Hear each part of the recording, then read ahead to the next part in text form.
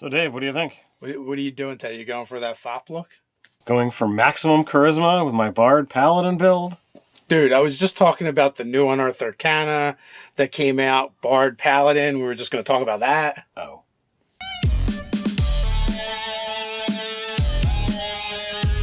Welcome to Nerdarchy. For nerds, by nerds, I'm Nerdarchist Dave, and as usual, hang out with this nerd. Nerdarchist Ted. Maybe it's your first time visiting Ted's basement. It's a place where we like to discuss news, views, and homebrews for 5th edition Dungeons & Dragons. Sometimes we even talk about other role-playing games. So if you don't want to miss a single video, don't forget to hit that subscribe button and to tune to that notification bell. We are going to be talking about Bard and Paladin from the new Unearthed Arcana. It just came out. We have the College of Eloquence. I'm going to pull it up on D&D Beyond here. I have my printout here so we can kind of dive in and get into it. Adherents of the College of Eloquence master the art of oratory. Persuasion is regarded as a high art, and a well-reasoned, well-spoken argument often proves more powerful than objective truth. These bards wield a blend of logic and theatrical wordplay, winning over skeptics and detractors with logical arguments and plucking at heartstrings to appeal to the emotions of entire audiences. Sounds like a lot of fun. Third level, when you begin getting access to your subclass, you start off with universal speech. You gain the ability to speak and reason with any creature. As a bonus action, you can expend one of your uses of Bardic Inspiration. When you do so, roll your Bardic Inspiration die and choose a number of creatures within 60 feet of you that you can see equal to the roll. For the next 10 minutes, the chosen creatures can magically understand you regardless of the languages you speak, and you have advantage on charisma checks made to influence them. This feature works even on a creature that doesn't speak any languages. So this is a little bit different in a new mechanic we're seeing here because you're rolling the dice and it's number of creatures affected. We haven't seen anything like this, but it kind of gives you a version of tongues, essentially, so that they can understand you using your bardic die, which eventually you get back on a short rest. So you'd be able to use this fairly frequently. And depending on the rolls, that will determine, how successful and how useful it is each time you use it. But that's not all. You also get soothing words. You can now cast calm emotions without expending a spell slot. You can use this feature a number of times a day equal to your charisma modifier, and you regain all uses when you finish a long rest. Which, this is kind of cool because you're just getting more spell casting, essentially, which is always useful for any kind of spellcaster. Yeah, so when you're, a speaker, you definitely want to be able to calm people and talk to them. So both of these abilities, getting access to them right away, pretty snazzy in my book. Yeah, and Calm Emotions has a bunch of different things you can do with it. It's going to be super useful. So next up, we have Undeniable Logic at 6th level. You can spin words laced with magic into a knot of reasoning that can be encouraging or impossible to follow. As a bonus action, you can expend one of your uses of Bardic Inspiration. When you do so, choose a creature that you can see within 60 feet of you that can hear you, and then roll your Bardic Inspiration die and choose one of the following. So the creature either takes psychic damage equal to the number you rolled on the Bardic Inspiration die, and the creature must succeed on an intelligence saving throw against your spell save DC, or have disadvantage on the next saving throw it makes before the end of your next turn, or the creature gains hit points equal to the number you roll on the Bardic Inspiration die, and the creature has advantage on the next saving throw it makes before the end of your next turn. So you've got a swing vote there. You can go either way. Well, it's also brutal because as a bonus action, you can use it on an enemy, especially if it's someone you're about to cast a spell on. You could be concentrating on Bane at the same time. I believe it's a spell that bards get. So now you're giving them disadvantage and a negative to that saving throw, and you could basically do it all in the same round if you had to cast Bane previously. So you could probably come up with some pretty nasty combinations, and you can use this as a buff as well. So both of them are just going to be super useful. So it gets really, pumpy when you get to 14th level and you get Infectious Inspiration. When a creature adds one of your Bardic Inspiration dice to an ability check, attack roll, or saving throw, and the roll fails, the creature can keep the inspiration die. That in and of itself, amazing. How many times have you seen where somebody tries really hard and it fails and they're like, I just wasted that. But here, not wasted. You're still inspired. You didn't do good this time, but you know what? Maybe next time. In addition, when a creature adds one of your Bardic Inspiration dice to its ability check, attack roll, or saving throw, and the roll succeeds, you can use your reaction to encourage a different creature other than yourself that can hear you within 60 feet, giving it the Bardic Inspiration die without expending any of your Bardic Inspiration uses. You can use this reaction a number of times equal to your Charisma modifier, minimum once, and you regain all expended uses when you finish a long rest.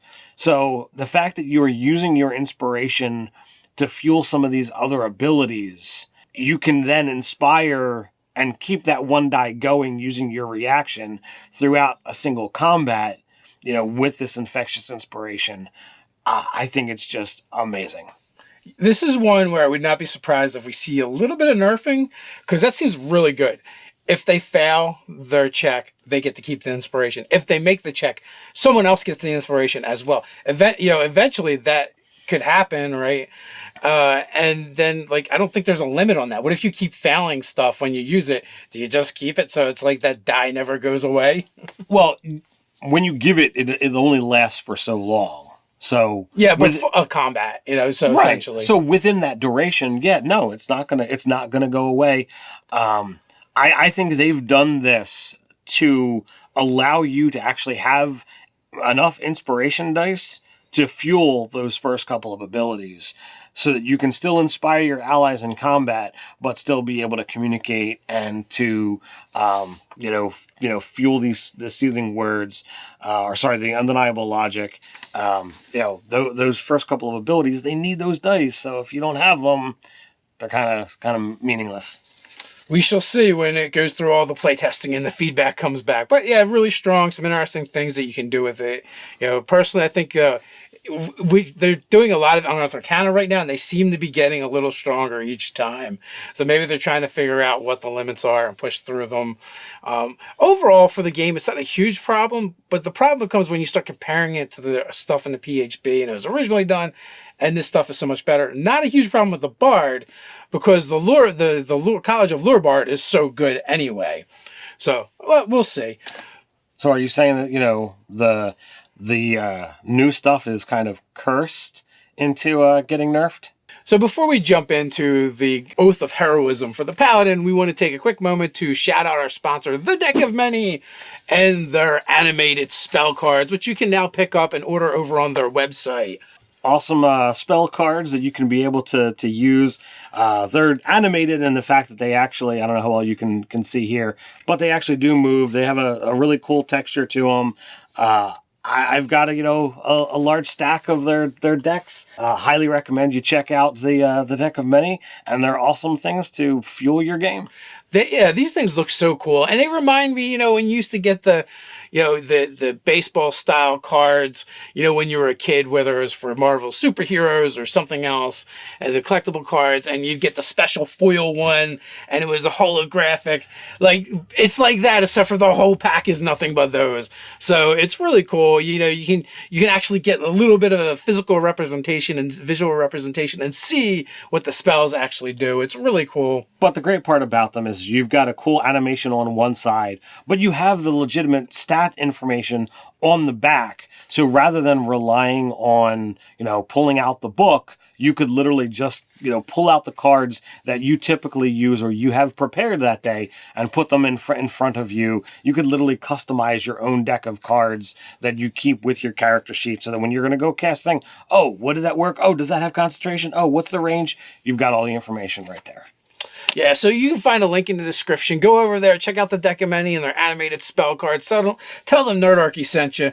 With that, let's jump into the Oath of Heroism. The Oath of Heroism is an affirmation of a destined path, one laid out before you by divine hands.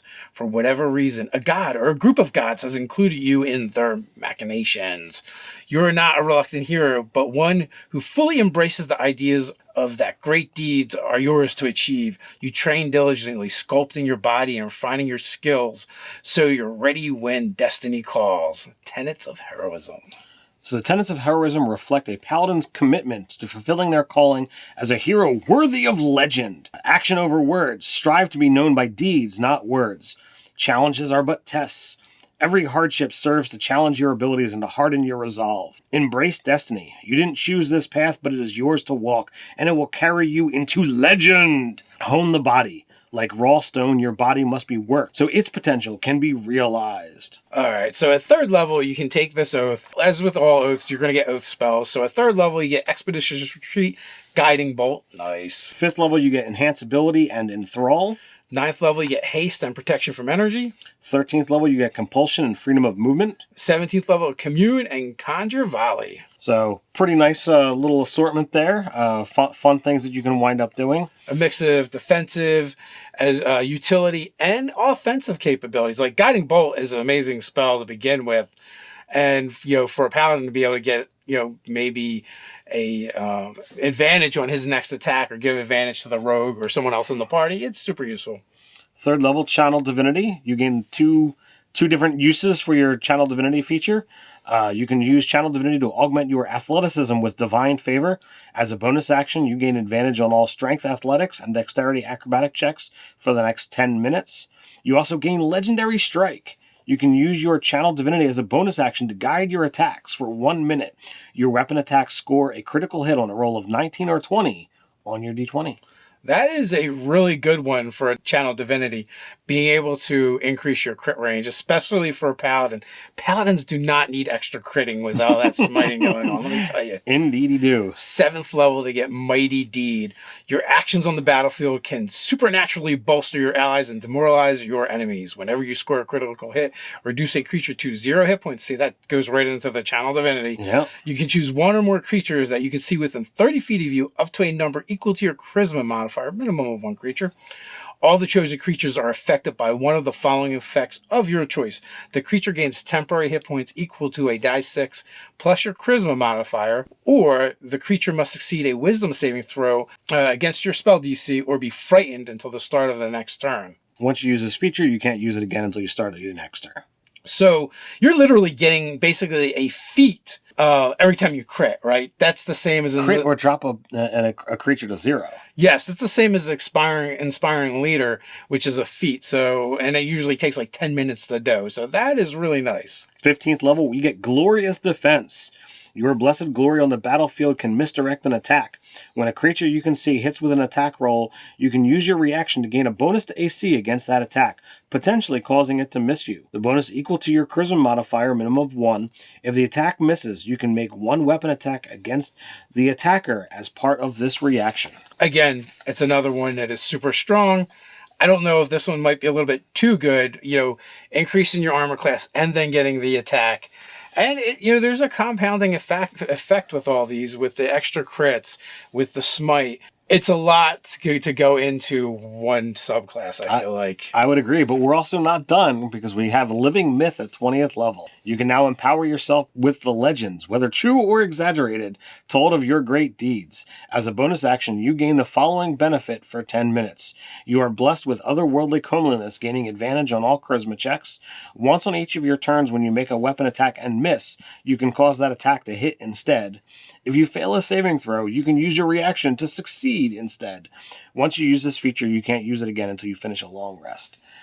That's pretty powerful. It's 20th level, but this one actually I find less powerful than some of the lower level abilities, especially when you compare it to the capstone ability of other oaths. This one's decent. It's not bad.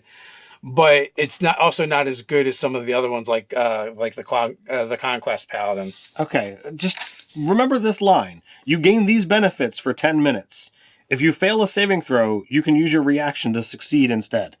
Yeah, but you're using your reaction to attack people again and do all kinds of stuff. You might not even have it. This Paladin gets a lot to do with its reaction. Okay, all right. That's a powerful line of no limitation other than using your reaction. And then once on each of your turns, when you miss, you can just say, nah, that hit. But we're also a 20th level Paladin with probably a super high saving throw anyway. That is true. Yeah. So I find it less of an issue for this particular one. It is mitigated by your reactions. If you have more than one spell cast at you, and you fail one, you can pass the other. Maybe the other one was the one you really should have used it on. You just don't know. But compared to things that are going to come up over and over again, I find that's kind of small. That one's a small one. All right. Well, all in all, I think both classes are pretty cool. They're very thematic. There are some things that could possibly get nerfed. I like both of them. I think the Paladin of Heroism might become the Paladin that my character in the Dawnbringers game might become. He's not going to get those higher level abilities because Paladin was level 7 for him. Well, even the low-level abilities are pretty good. I mean, Peerless Athlete and Legendary Strike are pretty nice for your channel divinities. Legendary Strike is going to be the thing that I'm definitely looking at, considering he fights with 2 weapons. And did you say you got to 7th level with that Paladin? No. He became a Paladin at 7th level. Okay. I see what you're saying. Yeah. Because the Mighty Deeds ability at 7th level is really good. And this is usually a level where the Paladins get some kind of aura. Right. So, I mean, that being said, as good as this is, most Paladins are getting auras at this time. Mm-hmm. So, like, one of them is, if you look at Oath of the Ancients when we're talking about the auras, like, they just get resistance to spell attacks. And they give that to everyone within 10 feet and 30 feet. Right. So maybe it isn't that bad, because that's just affecting you, like, all the time with the auras. Some are, your mileage is going to vary. But all in all, I would let them in my game. I would play test them. I would see how they looked. As always, it's a matter of how do things interact with other things at the table. The Bard stuff seems really strong in the sense that, you can definitely compound that with buffing your allies. I think the Paladin, they're gonna shine a little bit brighter in combat, and they're already geared toward that.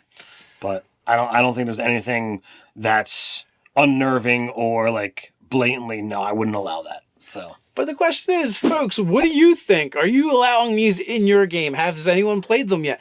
Let us know down in the comments below. Before we head on out, I want to take a moment to invite you to join Nerdarchy the Adventuring Party over on Patreon. What can I expect over there, Ted? We're creating products for 5th edition Dungeons & Dragons that both players and DMs alike can drop right into their game. But that's not all. We do monthly giveaways and our patrons are automatically entered. We do weekly hangouts with our patrons and more. So quest on out to the description. Join the Nerdarchy Adventuring Party on Patreon. Until next time, stay nerdy.